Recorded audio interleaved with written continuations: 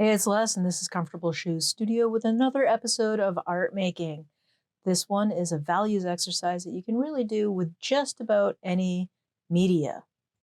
So I start out by making a six block line or grid with colored pencil. I'm using a fuchsia color soft from Derwent. And then I am filling it in with hatching. Um, So each block will get a designated number of hatches. I am using a fountain pen that's been modified with an Ackerman feed and a zebra comic G nib. So this is a flex nib, and I am attempting in this hatching to keep everything about the same width. So I'm not going super flexy with this one. I'm just practicing my hatching. So the first block gets one row of hatching, second block gets two rows of hatching, third block gets 3, 4, 5, and 6, and so on. All get the number of hatches that they are numbered as. So what I'm attempting to do here is to create a gradation. I'm going from the lightest layer of hatching to the pretty much the darkest line of hatching. And I did realize on this paper with this ink that I really did need to dry some of the layers of ink between the layers. I needed some dry ink to begin to layer the ink. This particular pen is filled with platinum carbon black, and I use another pen to get the blackest black. I just added a block on there. Now I'm making another row of blocks here, and I'm going to use another pen. I'm labeling each one with the pen and the ink that I'm using. So this is a Wing Sung knockoff of a Moonman. And then I'm going to fill this one in with my Jinhao 82 Pocket Mini Pen, which has a Fude nib loaded with Rohr and Klinger Latte sketch ink. And I'm just going to go through the same process here. One layer of hatching, two layers of hatching, 3, 4, 5, and 6 layers. And again, I am looking to create a gradation. So I want to see a difference in each block of from lightest to darkest. So really want to be able to see that one layer is the lightest layer of hatching. Number 2 has a slightly darker layer of hatching, and so on. And you can really see this in practice, particularly between the first, I find 4, you really see a big difference. Sometimes between 5 and 6, I think it can be a little hard to see the difference. But if you can't see the difference, you just add a little more hatching to number 6. So here's number 5 and 6 getting their hatching, and I did have to dry it again.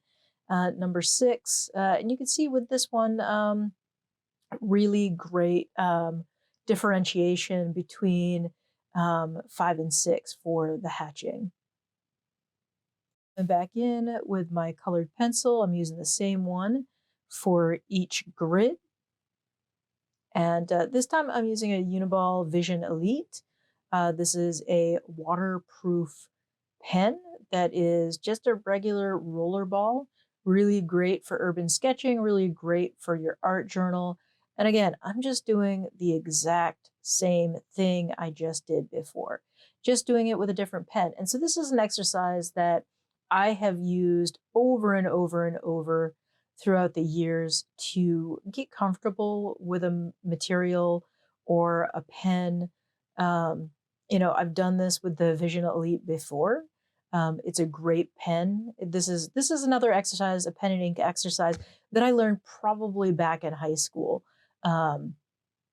Just something that I used to do over and over and over and over again, just to get comfortable with a material and learning what the gradations look like with the material.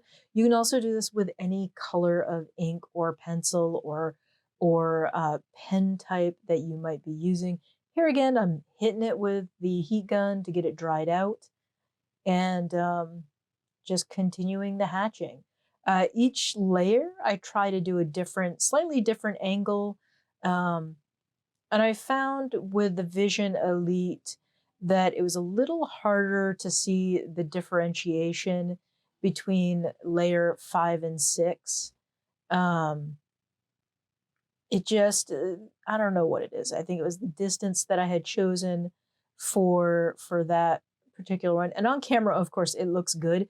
But when I was looking at it in person, I was like, that's not great. But on camera, it's showing up good. So guess I can't really complain. And I'm just filling in the last block with, some fully black. So yeah, that's the Vision Elite. So you could see like each pen does something a little different.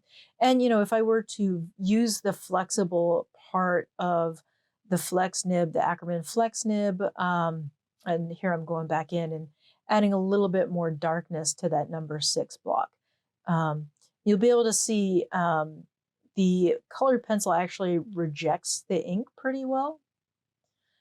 So it does show up. So I am doing 2 of these blocks at once. You notice they're not precise, they're not perfect. And I'm going to do my ink wash. So this is a water brush. This is a Making Memories water brush, or Remember It, whatever the heck the Michaels brand is.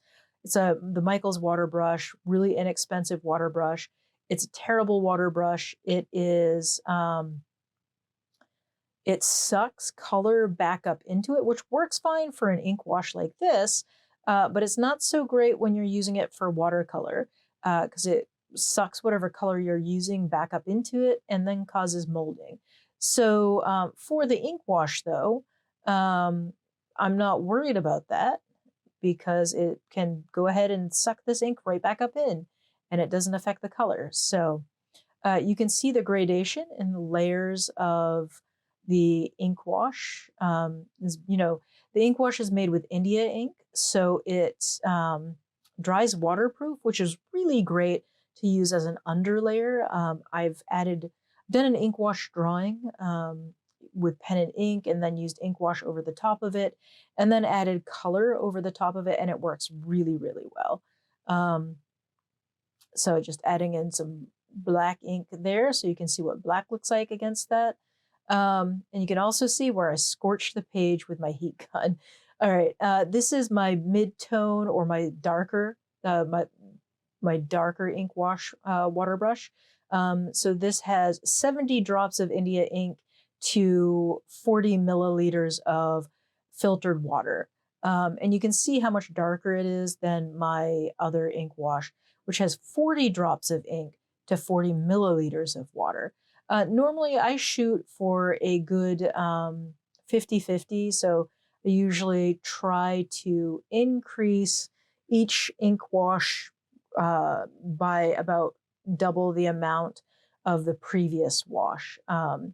But I only did 2 washes instead of a full range.